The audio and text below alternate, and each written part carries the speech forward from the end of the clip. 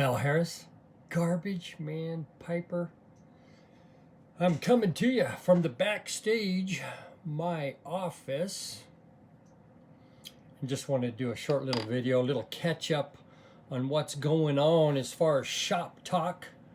Last night, finished up a GMP 5.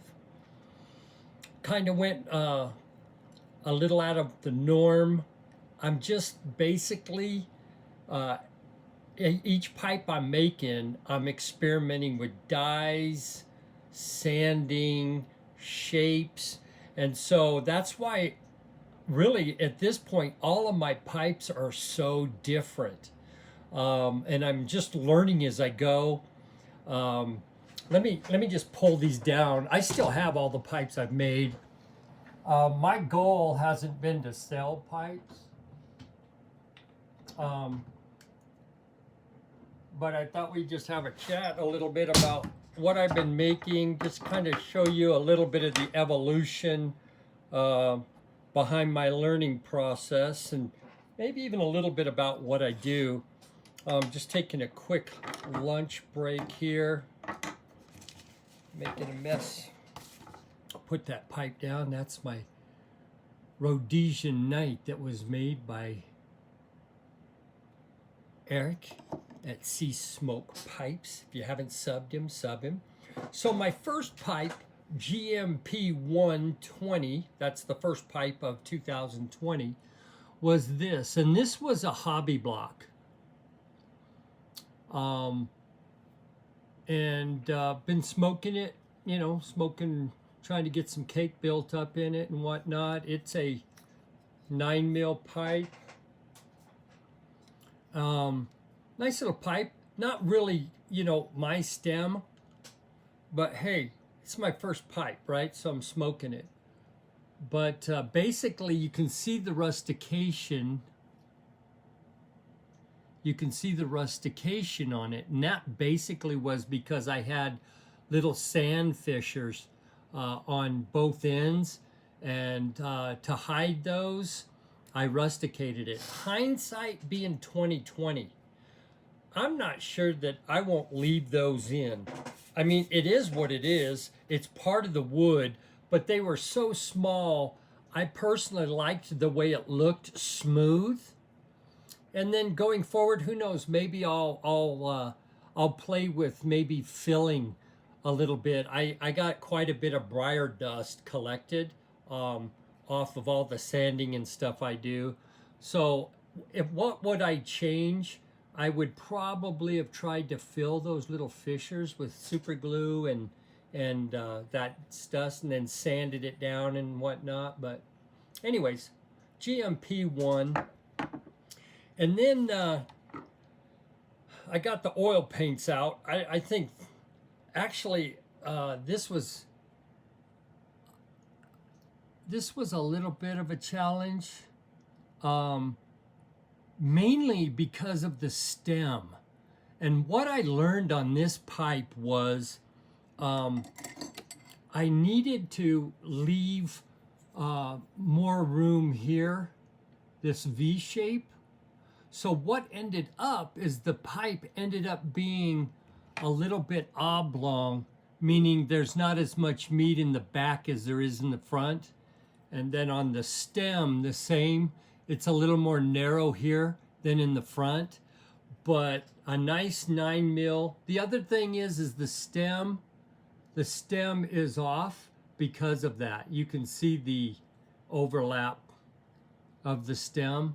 So these are just all things I'm trying to learn and trying to grasp as I move through the progression of this pipe hobby. I went from there thinking, you know what, I had an Eric Nording pipe that was a friend, and I was going to try and duplicate it.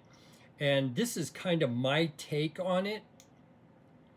And that is, somebody said, hey, you should call that the Relic. I think it was Sam online. You should call that the Relic. So I think I'm officially naming this pipe the Relic. I love this pipe. It just it was the hardest pipe to date that I've had to make, just because of the amount of hours of sanding and whatnot. But just digging the pipe. Have not smoked it yet. Honestly, don't know when I'll smoke it. But there you go, GMP 3. And then what was going to be GMP 2 got set aside because I was trying to save the pipe, and the stummel, the shank on the stummel basically just snapped. And I tried to save it twice before, but this is one, if you follow me on Instagram, you've seen all of these. But I didn't do a contrast stain. The lights are directly above me, so I'm just trying to, I didn't do a contrast stain on it. I just basically went with tan, leather dye tan. And it really turned out to be what I was looking for. And this is the GMP 420, fourth pipe of 2020. This one here potentially could be part of a trade that I'm doing with somebody. It won't hurt my feelings at all if I get to keep it. Even though it's a non-filter, I'm just enjoying having the pipes around, looking at them and going, what did I learn? Pretty much most of this is freehand. The rim actually came out pretty dang even, probably the best I've done yet, with just belt sanding this kind of brandy. And so interesting, learning how to, put it. Now this doesn't come apart like the L-tangs and all of those. It's all basically epoxied together, but it passes a paint filter test. I made sure I didn't get any of the glues in the tubes and whatnot. But digging this pipe, I just like to look at them and like to see the evolution of it. Frankly, in my opinion, I think the only one that probably is worth anything, I don't even know. To me, they're more valuable to anybody else because I birthed them, right? But I'm not right now in a hurry to sell anything. I know I have a lot of people that have been asking me, hey, is that pipe for sale and whatnot. This is GMP number 5. And what I did, if you're on Instagram, you saw this natural, and the only stain really I had left was blue, and I really wanted to try it. So I blued it. I basically did the blue on it. I did it as a contrast stain and natural. So the brown that you see is the natural color. It actually is from the buffing wheel, the brown color from the buffing wheel. If I wanted to keep it blonde, I probably could have just done the Tripoli, but I went ahead and did the progression of the brown, the white, and it really gave a great contrast, and I'm glad I did it that way. So I learned that basically using the brown will give it a tint and almost a stain. You can kind of see in some areas a little bit of a lighter where the naturals, the browns maybe didn't take as much from the buffing wheel. But yeah, just a little I don't know what you call that. I don't know. It's a sitter, basically. It sits. So it's a sitter. And it's a 9 mil. I really would like to smoke this pipe, but realistically, for me, the walls are too thin. Here's another thing that I point these things out, not because I plan on selling them and I want you guys to know. I'm just showing you guys things that I've learned. But this end here is a 1/16 of an inch thicker than this end. And what happened is when I had it on the lathe chucked up, I didn't finish the pipe. And I had taken a big gouge out of it. So I rechucked it on the lathe the best I could using a bit and just trying to get it as square on there. One thing I learned, once you pull it off the lathe, you need to be done. If you're going to make changes to the pipe and it's drilled center, which this one is drilled center,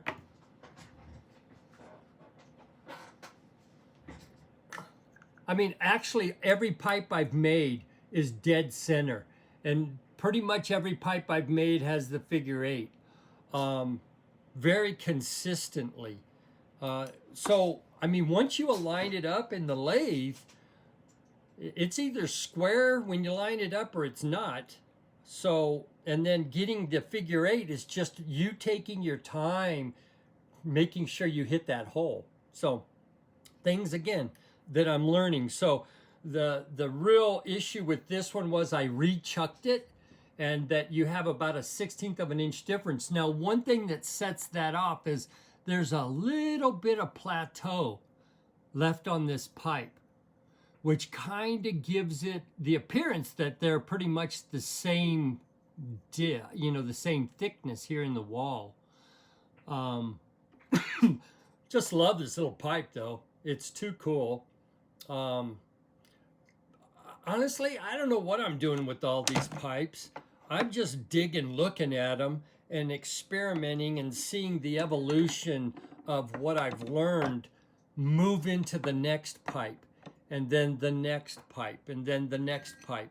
So just having fun with it, guys. But there you go, GMP 5. And if you follow me on Instagram, you can see a pic of it on there as well. So interesting, when I buffed it, this stem, the one thing I learned is I formed this stem by sanding it on the pipe, which allows it to go 360 without any real change in it. So to me, that's huge. That's huge. And this is the first pipe that I've been able to do that with. So there you go. So what do I have on deck? Hang on, let me get that for you and then we'll finish up.